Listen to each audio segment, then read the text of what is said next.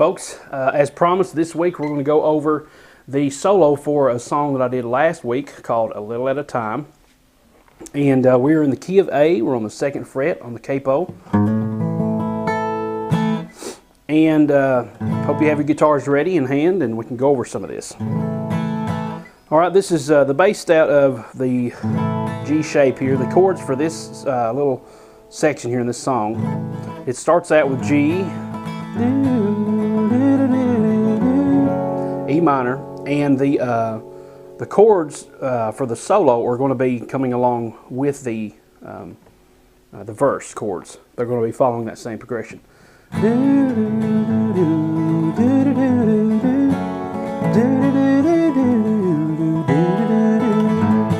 that's a D. And at the very last of the song, I do a quick F, C, back to G. And it goes back to the E minor. And it goes to the C here twice. It doesn't go to the D. A lot of people think it goes to that D. A lot of people get confused. It doesn't end on that D. It goes back to the C twice. Little at a time, a little at a time. Back to C, a little at a time. And then the solo comes in. And I'm going to do this really slow, and then we can break it down. Okay, so far we got that. We're going to slide from as if we didn't have a capo. This is the 1st, 2nd, 3rd fret, and 4th fret, so on. So it's going to be a couple notes on the D, hammer on 2nd fret, open G, back on the D. And while that D's ringing, we're going to slide from the 2nd fret to the 4th fret, the G string. We do that twice. Okay. We're going to go up, we're going to land that 3rd fret on the B string. And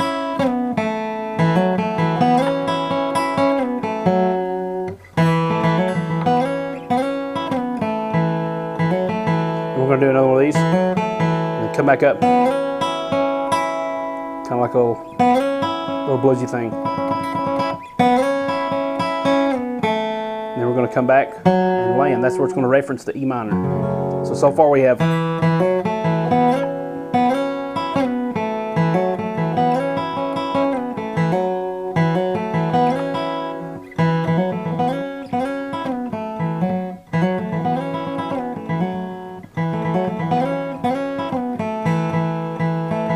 you can do that little hammer. I'm trying to figure out the hammer-on part. Right there when it comes back. I'm not sure if I do that, if I do that again. Because it's going to do it right here too. So I'm not sure if I do that or not. So you can kind of either leave that out or decide to do something a little different. But here's what we have so far.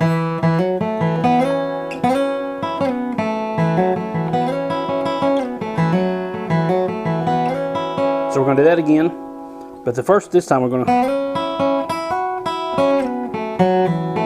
So let's get that under our belt. Now, also don't forget that on any of these licks that I'm doing, any of these solo videos or whatever, you can get like little licks out of each one. So here's a lick you could use.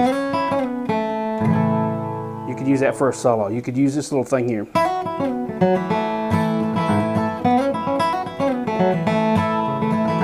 So you can kind of break it down and use those as little individual licks too. Don't forget that. When you're trying to learn these solos, you want to learn them little bits and pieces at a time. A little at a time. No pun intended. You want to learn these things a little bits and pieces at a time. Bite-sized pieces. Like the old quote, how do you eat an elephant? One bite at a time. So make sure you're learning this little B section. That's why we're going over this way. So we'll do that real quick. Hammer on to the 5th fret, come back down to the 3rd fret B, slow, to slide on the back to where we were, keep reference to where you are. And then at the end of that, that's a pull off, not a hammer on, that's a pull off this time. And then we're going to do a hammer on, another open G, okay, so then we have a little G run there.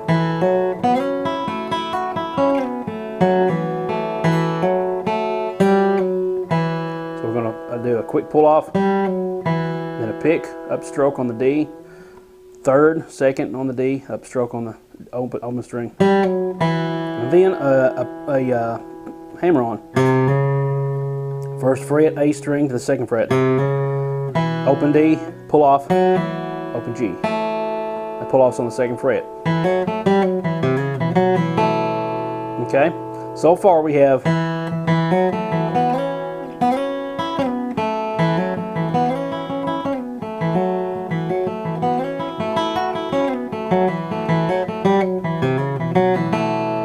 okay, so we got that so far.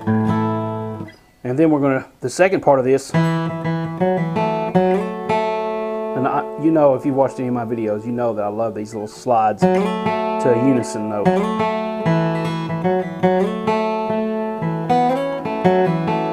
Actually, I'm going to the third fret. So it's a quick pull off, or a quick slide. So it's only one fret, the second to third, and back to the second on the G.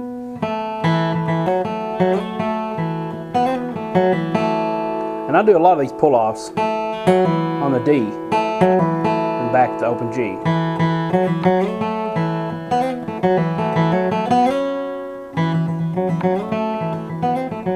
And then you can either choose to do the, or just do the, and then open string. There's a lot of these little hammer-ons too. Back to the E minor again. And then after this, it takes a different turn. It takes a more bluesy turn. So the second part so far is after the first part, we're going to the second part.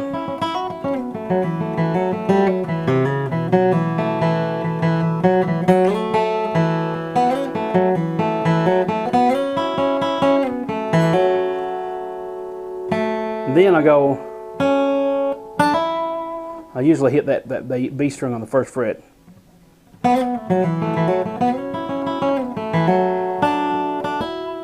Because that's a little bit of a suspended bluesy type note.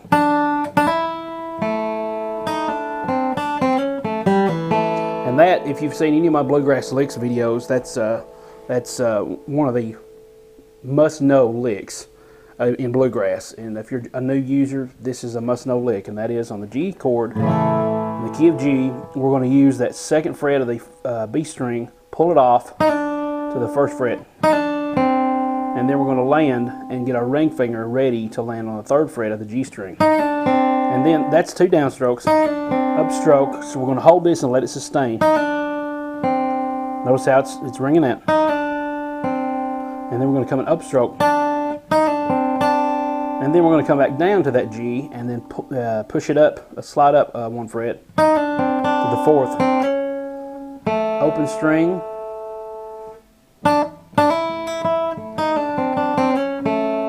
And then you can either pull off here on the third fret or on the second fret, D, and then open G once again. Okay. But the song actually goes.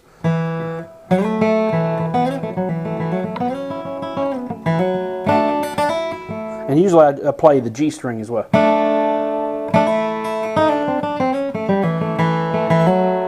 And that goes to the C. Little at a time.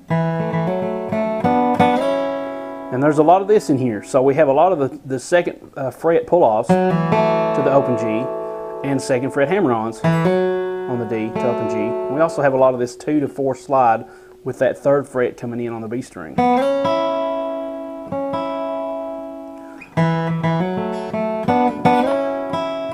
And then I'm going to do a little suspended there.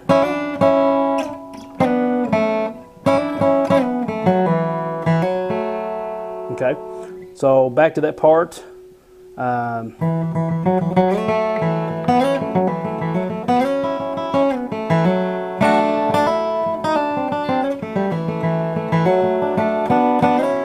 And this whole time I'm hitting the B string as well.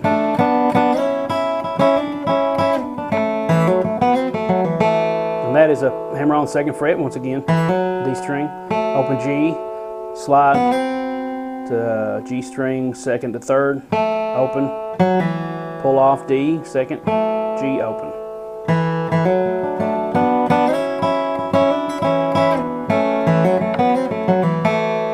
then we're going to do this little run again. That's where the pull off actually comes in on the 3rd fret.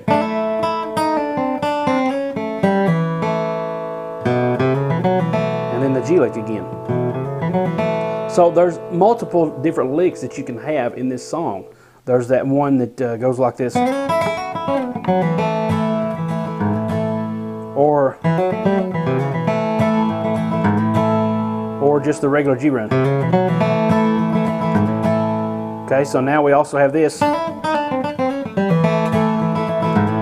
So within this song, you've got like 4 or 5 licks that you can work on at any one time. Not just the whole solo, but if you just dissect it and pick 2 or 3 sections, you can have just 3 or 4 licks under your belt in no time with just one song.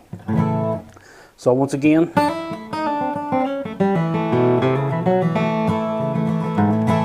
But that's basically the whole solo, my version of it. I tried to borrow some from Bryan Sutton. And here's a little interesting point that Tony Rice makes on some things, and I've recently started to notice. And that is, on some songs, there's just no way, I've tried and tried, no way I can replicate what they're doing. So what I do is I kind of bounce off what they're doing and then put my own little spin to it. And when you're creating music, you want to do that anyway. You want to put your own little twist to things and not copycat somebody else. And the reference to Tony Rice is, he had mentioned sometime, I think it was in his master class from Homespun, that there was just no way he could do a certain Clarence White lick. And so he just did it the best he knew how to do it. And I find that, you know, if you're wanting to play Tony Rice stuff, and I try to play, you know, I play a lot of his style stuff because that's what I learned, what I heard. And so I learned that stuff and kind of mimic it, but some things I can't do like he does. Some things I cannot, just my fingers will not do that. He's got bigger hands than I do. But I do the best I can with what I have, and I make it my own, the best way I know how. So I may not get a song accurately exactly the way he does it, but I do take what he does and try to make it the best I can. And that's a good goal as a musician, and to not be discouraged and feel that you need to put your guitar down and, you know, never show your face to the bluegrass world again because you think that you can't play it exactly like somebody else does. That's not the goal. And all the great teachers out there will tell you that. The goal is to take what you have, and if you want to play a song that somebody else has created, like Tony Rice's Blue Railroad Train or something like a lesson I did, then you learn it the best you can, and then put a little bit of your own twist to it, put a little bit of own personality to it. And that's what I did with this song. I took what Bryan Sutton did, his little, you know, and then tried to do the best I could with it, with what I knew. And so, back once again, this song, the solo sounds like this. I'm going to do it slow, and then I'll speed it up.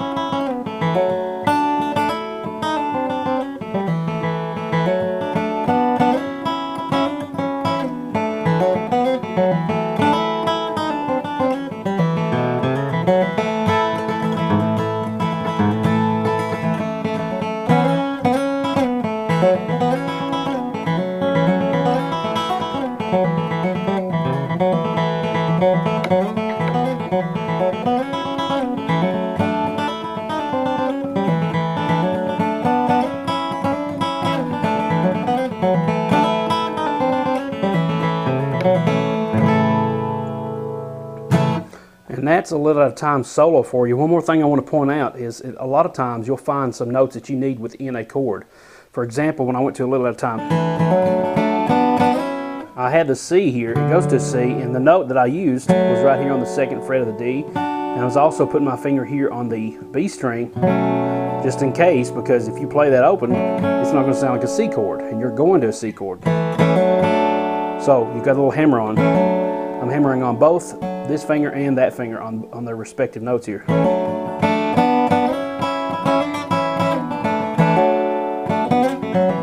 I did it again.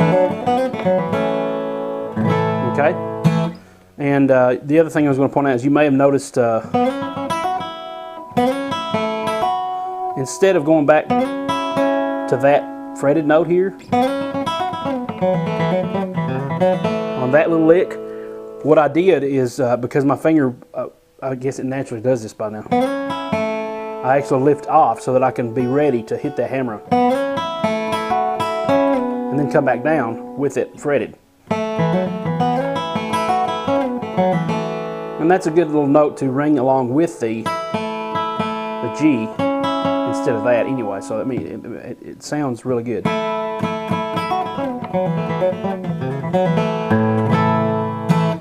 Okay, so that's this week's lesson for you guys. I hope you enjoyed it, and I'm glad to be back doing some more bluegrassy lick stuff. I am keeping tabs on my guitar lesson suggestion box video.